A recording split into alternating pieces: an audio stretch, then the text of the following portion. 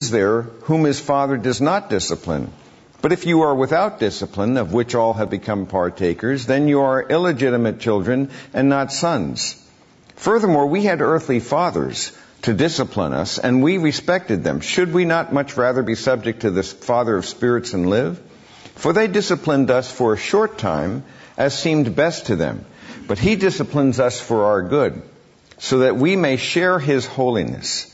All discipline, I like this understatement, all discipline for the moment seems not to be joyful, but sorrowful. Yet to those who have been trained by it, afterwards it yields the peaceful fruit of righteousness. Therefore, he says, strengthen the hands that are weak and the knees that are feeble, and make straight paths for your feet, so that the limb which is lame may not be put out of joint, but rather be healed. And so he is saying, effectively, that you should not be surprised at adversity and at discipline. Now, discipline, child training, is a word that speaks of not punishment, but paideia, the word there, is a word for training, teaching, instruction. It is not punitive, but instructional. And God will often use discipline in our lives, even when it is something that is not a direct consequence of something we've done wrong, but even there He can use it to draw us closer to Him. Sometimes it can be caused by something that we need to examine. And that's why 1 Corinthians 11, verses 31 to 32 speaks to this issue. When he says, if we judged ourselves rightly, we would not be judged. But when we are judged, we are disciplined by the Lord, so that we will not be condemned along with the world. In that context, he's speaking about people who are abusing the Lord's Supper by getting there early, by becoming gluttons and so forth, at the love feasts. And he's describing the fact that for this cause, some of you are sick and some of you are asleep. Asleep, a euphemism of death, that there actually has been a discipline that leads even to the point of physical death. Not that they lost their salvation, but that there is a form, in fact, of discipline that can occur. But here he's speaking to the fact that if we need to judge ourselves rightly. That's why, by the way, whenever you receive communion, I think it's well for us to review the fact that we are anticipating, we remember what Christ has done for us in the past. We do this until He comes again, so there's a future perspective. But we also need to have the inward look besides the backward and the forward look. The inward look is to examine yourself, to be sure that you're ready to receive this. And that inward examination, I think, is needful. We do well then to judge ourselves, to see where we are, and to ask the Lord to reveal, as I like to put it, ask the Spirit to search your heart and reveal any area of unconfessed sin. Acknowledge this to the Lord and thank Him for His forgiveness. And I think that's a wise thing for us to do. We're asking the Spirit of God to show us something that needs to be done.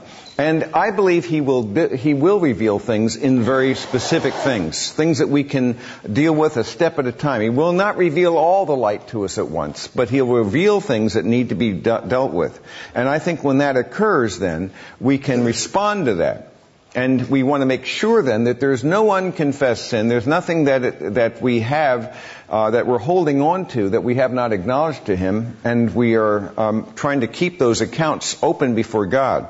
But having done that, then if we still find ourselves going through a process of discipline or of training, then we need to ultimately turn and recognize that God has a purpose in allowing this to be accomplished. And in fact, without discipline, without training, we're illegitimate children. The fact, if one of the evidences that we are in God's family is that He loves us and cares for enough to train us and to teach us. And so this is a perspective that I think we need to make, that there are things that we need to be sure of in our own lives that are not really leading to these consequences. And so it's good for us to examine ourselves. But having done that, there's also the category of unjust suffering. And there we believe that God can use that to draw us closer to Jesus and to empower us to be a people who have illumination, who have insight that we would otherwise not have received. In fact, I think that tribulation can clarify. I think it can actually purify. It can reveal our hope. And tribulation has this very real purpose, that it can reveal things that otherwise would not have been revealed. In the times that we go through that are difficult, I think we can often come into contact with things we haven't really been thinking deeply enough about. Romans chapter 5 refers to that when he says, we exult in our tribulations, knowing that tribulation brings about perseverance, and perseverance proven character, and proven character hope. So here he's saying that tribulation can actually force us to come into contact, verses 3 through 5, with our hope. Hope, biblical hope, doesn't disappoint, because the love of God has been poured out within our hearts through the Holy Spirit who is given to us. And by the same token, the parallel passage to this, which is James chapter 1, which says something very similar, consider it all joy, my brethren, when you encounter various trials. Again, not because you enjoy the trials, but because of what they can produce. Knowing that the testing of your faith produces endurance, let endurance have its perfect results so that you may be perfect and complete, lacking in nothing. So in both cases, he's saying that there can be a redemptive outcome that causes us to come into a greater apprehension of who we are in this world, our relationship with God, certain areas that need to be really clarified and dealt with. I think it's very important for us to have that because we're in a process. And there are things that God will use in this process, and He'll answer prayers that we can have in the physical realm, in the material realm. But then those are always only temporary answers, as we also know. In this world, there's a lot of uncertainty. Things can change very suddenly. In this world, we will be, not in this world, but we will be perfect, but not in this world. I think about two passages that relate to this. One of them is in Romans chapter 8, and that's going to be Romans 8, 22 to 23. And then the other passage is 2 Corinthians 5.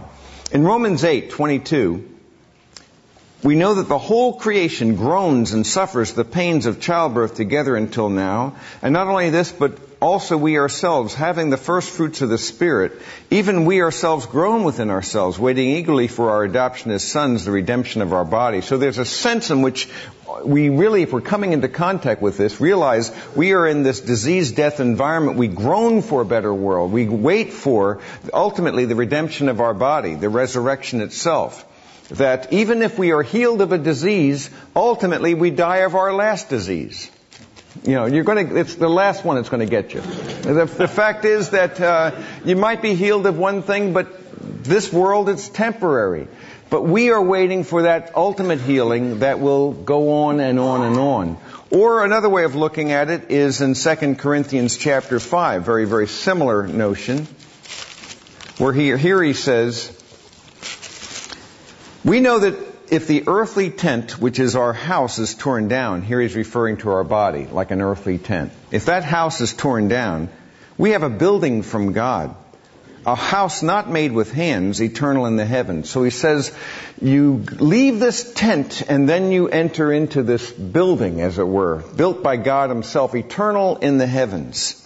For indeed in this house, this body, we groan, same term that he uses in Romans 8, we groan within ourselves, longing to be clothed with our dwelling from heaven. So the idea here is that if we're really coming into contact with our true position in this world, we long for that which God has promised, and we realize that God has got us here in this world, and He's given us opportunities we'll never have again. And His desire for us is to cling to His character, even in the times of pain, and to recognize even those painful times are going to be redemptive, and they are, in fact, not permanent. They will pass. We long for the sinless, tearless, painless world of heaven. That context in which there will no longer be any death or disease or sorrow. Those former things will be done away with. But in this world, then, we groan. So on the one hand, we want to press on, because we want to realize, and this is why the idea that we hear people saying he's so heavenly minded, he's no earthly good, I think is a real mistake, because actually, the more we groan and long for home, the more we realize how brief this earthly sojourn is, I think the more then we can take advantage of and treasure today as all that we have. Treasure this day. and the opportunities that we'll never have again. I've told you this before, but I like to think of it that